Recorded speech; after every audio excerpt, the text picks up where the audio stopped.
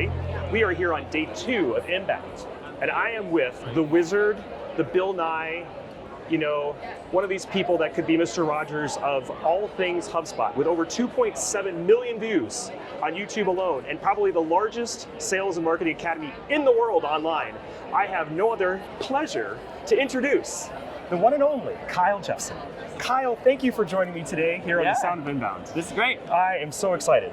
There are so many things I want to talk to you about today, but I've had a chance to speak to some of your colleagues, and one of the first questions I ask, and this is The Sound of Inbound, so we're talking about magnetic brands, and I'm wondering to you, what makes a magnetic brand? So I think right now people really want to feel connected to others, especially in a post-COVID world where so many people work remote. We interact with people all over the world, but we don't have a lot of moments like this where we feel like we are truly connecting and talking. And I think a magnetic brand somehow offers some piece of that, whether it's really personable social videos or it's just something about the tone of their content. It makes me feel like we are friends, even if we've never had a chance to meet in person. You have a lot of friends online. I have a lot of friends. You have a lot of friends online. And actually, we have a lot of fanboys and girls amongst our teams as well that would love to be closer and more connected to you. And I think that through your video, I think you've established that and you've really mastered it, and I thank you for it. It's excellent. I love it. So kind of getting into your world with the Academy and the community, I have a couple questions that I would ask you.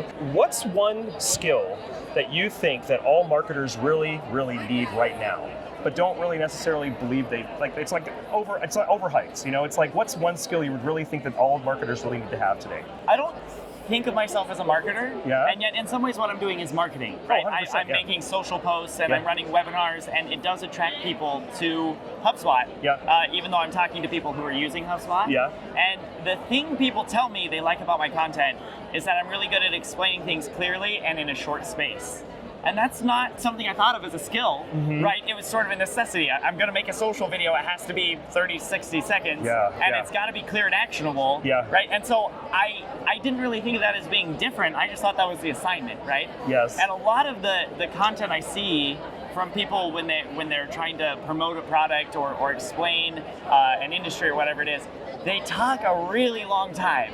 And they go maybe into a lot of depth, maybe they meander, maybe they tell stories, and I think people just really want to get to the heart of the matter as quickly as possible. I'm not sure if it's a technical term, but it's like that snackable content that you're seeing on Reels and stuff, so you're really getting into using that a lot more. You find yourself using that a lot more? And I think the thing is, like, I teach HubSpot, right? This is what I do. HubSpot is massive. And after this week, it's even bigger than it's ever been before, right? There's so many different aspects to it. And if you were to sit me down and say, Kyle, what is HubSpot? I would freeze up, right? I don't know how to explain that. There's a question coming though. I'm going to ask you. Oh boy! All right, I'm going to freeze up. But when I set out to make a video, it's really just I want to convey to somebody this thing is new, or here's how you can use it, or did you know this was possible, right? I'm just going to choose one small little thing, and it's interesting. My wife, my kids, I work from home. They see me record these videos, and sometimes I finish and they're like, what were you talking about? What was that? Like, why would anybody care that there's a new screen on this page? And yet, to the right audience, it's like, whoa, there's a new screen on this page? Oh my goodness, that's all they ever wanted, right? And so, there's something about knowing your audience. There's something about being able to figure out just the one piece of the whole story you can tell that will get them most excited, and share that. Okay, well, I'm excited about some of the new HubSpot tools that might help deliver the right place, right content, right time, all that good stuff for us. I'm wondering what you're doing right now to keep it fresh, because you're producing so much content. It's funny, as far as keeping it fresh, I sometimes wonder, like, will people get tired of me? I've just been doing the same thing over and over every day for like 3 years now. No, we love watching you. But you're wonderful. The advantage I have is that HubSpot releases new features literally every day.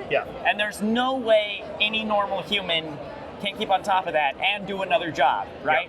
I'm lucky because it's just my job, right? And so I can keep track of it. I can sort of sift through the noise.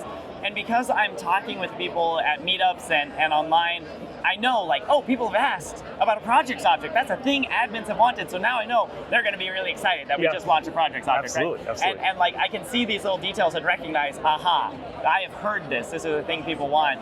And so HubSpot is always fresh. HubSpot is always overwhelming, and I get to benefit from that just by being able to cherry pick. Like, I happen to know I have 150 friends online who would love this one and 300 friends who would love that one, right? Well, that's the empathy play, right? Right. I mean, you're really thinking through to the customer and trying to figure out what they're going to find the most value out of. And I think that's wonderful that you're trying to put yourself in their role and saying, okay, to this one specific audience, this is going to be important. Yeah. The problem for me is like, it's the doom scrolling. How are they actually going to get a chance to see all these clips? They might have missed it. I post content literally every business day, right? Yep. And when that was a side hustle, it almost killed me. But now that it's my job, it's great, right? Yep. This is just a rhythm I can be in. Yeah. And I think there's an element too, you mentioned empathy. And that's an interesting thing to think about because early on, I would post videos and people were like, this is great, this is great, this is great. And every now and then you'd get someone who'd be like, that's cute, Kyle. What we really want is this. Yeah. And at first that hurts. It's like, oh, I thought you would like this and you didn't like it. Yeah. But 6 months later, when HubSpot launches that thing, I'm like, man, there that was. guy is going to be so happy, right? Yeah, that negative feedback, if you can sit with it, if you can handle it, and if you can wait, eventually it becomes an opportunity to be like, I wasn't able to give you this before, but now I can. 100%. You really have to listen to both sides and be able to react to both. So yes, both positive and negative feedback. And so when people do leave comments, you're reading them and you're taking those to heart. Yeah. Okay, so if anybody's out there and thinking you're posting things on YouTube, and I'm assuming it's other places as well, yeah, Instagram. LinkedIn. Yeah, and LinkedIn, of course. He's actually reading them. And the product team is reading them. They love it. The product managers will come to me and they'll be like, Kyle, pretty please, we just launched this new thing. Can you get some eyes on it? And for me, it's like, are you kidding? I need to make a video every day. I love this. This is great. And I post it, and then I send them the link, and I'll like watch the comments, right? And sometimes people will hop on and be like, I posted a video about some update in the forms product recently, and someone hopped on and said, I'm sorry, Kyle.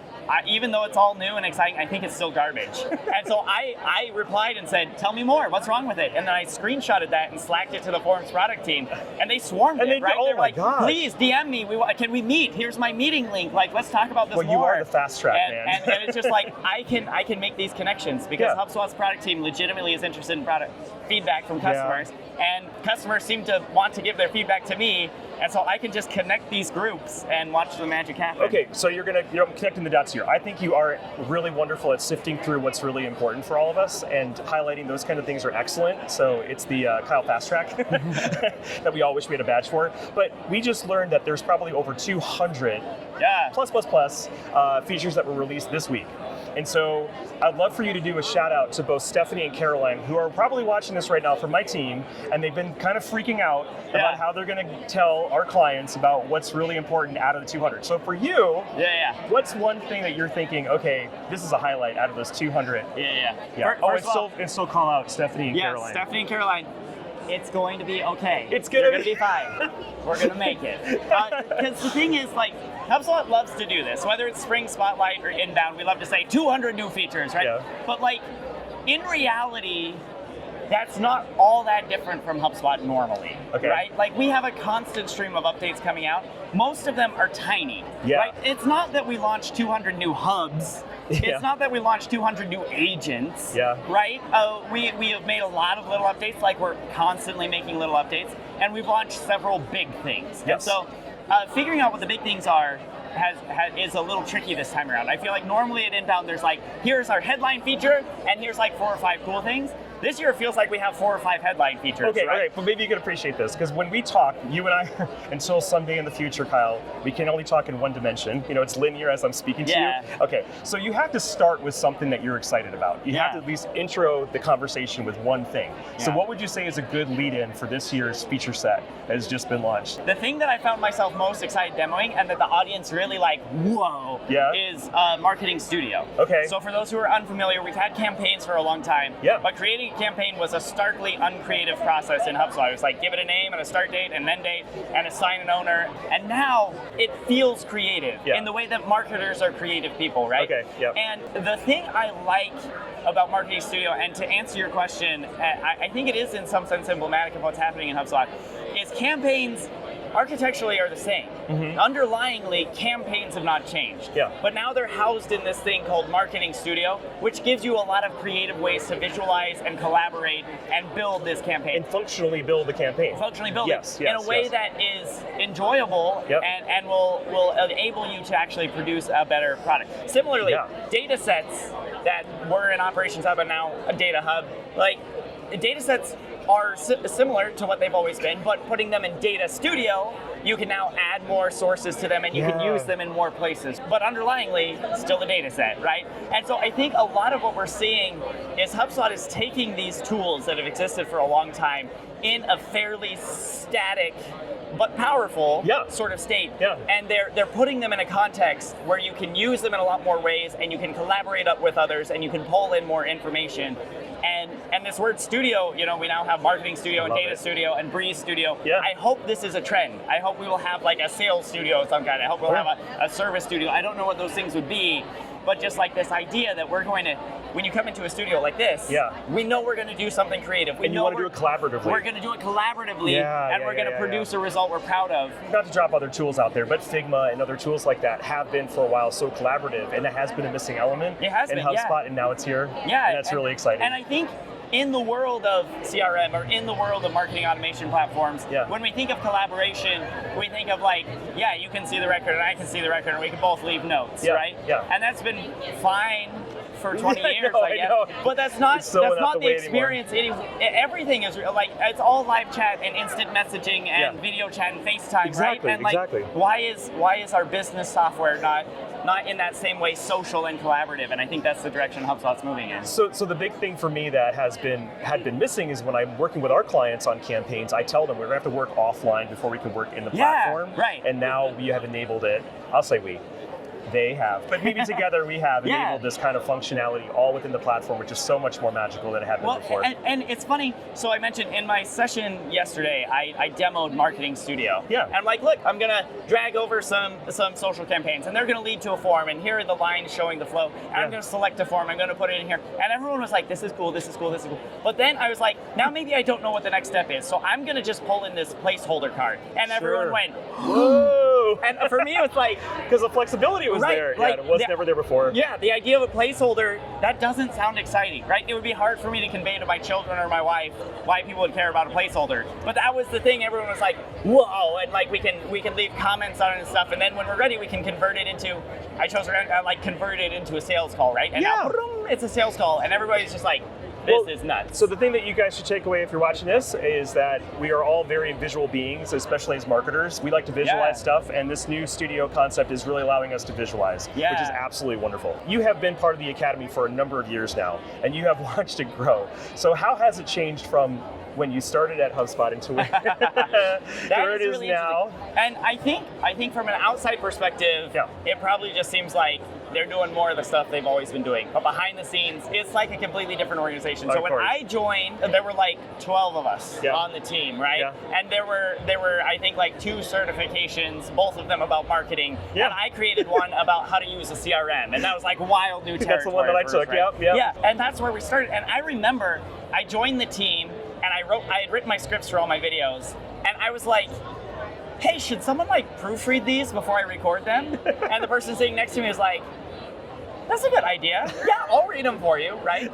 Fast forward to today, we have an entire content operations team. We have content editors. We are translating into multiple languages. We're producing content for different regions, and it's a movie studio. It is. It's a total movie studio. So in some ways, we've scaled it up. But the interesting thing is, you mentioned movie studio. That is the direction we were moving. When I first joined, it was just like, one guy knew how to use a camera, and so we would go into a conference room, and he would like film me, and I would be saying things, and every now and then he'd be like, oh, hold on, somebody's walking by the door, and we'd wait. I'm like, okay, all right, and then like, oh, sorry, the elevator dinged, can you back up and take it, right? And then a few years later, we got studio space in the HubSpot offices, and it was like, soundproof, and we had a teleprompter, and we had big lights. Like real big band toys. It was awesome.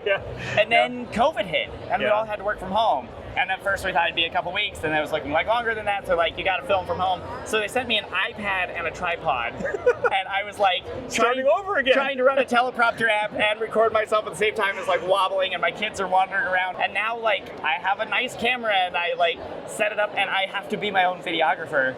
So it's interesting how the future we thought would be was like truly, we thought someday we'd have like a Hollywood sound stage, and that's not the case. Now we're very lightweight, and we have to be our own videographers, and we have to sometimes do our own editing. And so like the skill sets involved, it's no longer like you research the content and you recite it to a teleprompter, like you got to film it, you got to edit it. and it's got to be robust enough that we can translate it into 4 other languages. And so, captivating as you are. That's a bonus, yeah. Okay, so, last question I'm asking all the HubSpot leaders, and there have been some good answers, so no pressure. Oh, great. If you had to pick one word to describe HubSpot, what would it be? Thrilling. Thrilling? Thrilling. Thrilling? Yeah, no. My personal mission as HubSpot's evangelist is to help people feel the thrill of discovery inside HubSpot every day. Absolutely. And I think that is a legitimate goal. Yeah. I don't know how many other enterprise level softwares can be thrilling to use, but HubSpot, I think it's enjoyable. Yeah. It is people's heart rates get up and they feel energized as they think about what's possible with HubSpot. And anytime you feel like, okay, I've got it, I understand, HubSpot releases some new thing, they're like, whoa, I never even thought of, we could do that, let's do that. And I don't want people to feel about HubSpot the way they feel about the software their HR team makes them use. No.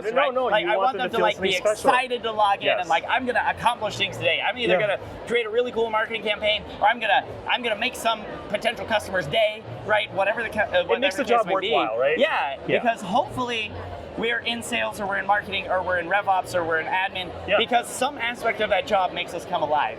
But the reality is we come in and there's all these other demands on us because we're in modern business. And we don't get to do that one piece of the job we love. And I want to help people get there, right? And I hope HubSpot is the tool that can help them do that. So if you're ready to jump on the thrill ride that is the Kyle train, you need to follow him online. It's not hard to find him. Just start typing in Kyle and you're going to catch him on everywhere. Although if you want to go straight to your videos, what's the channel on YouTube? What's the channel on Instagram? HubSpot Tips and Tricks. HubSpot Tips and Tricks. It's on LinkedIn, it's on Twitter, X, it's on Instagram, it's on YouTube, and it's on Facebook. If you guys are still here at Inbound, there's still one more day left. This has been an amazing conversation with Kyle, who we are here actually at the HubSpot Academy. And if you want to come down and visit it, there's all sorts of HubSpotters down here to teach you all about the great things that are coming out of the new platform, including loop marketing. Yes. You got to learn about. Okay, thank you so much, everybody, for joining us. Kyle, thank you again. Thank you. See you guys soon. Appreciate it.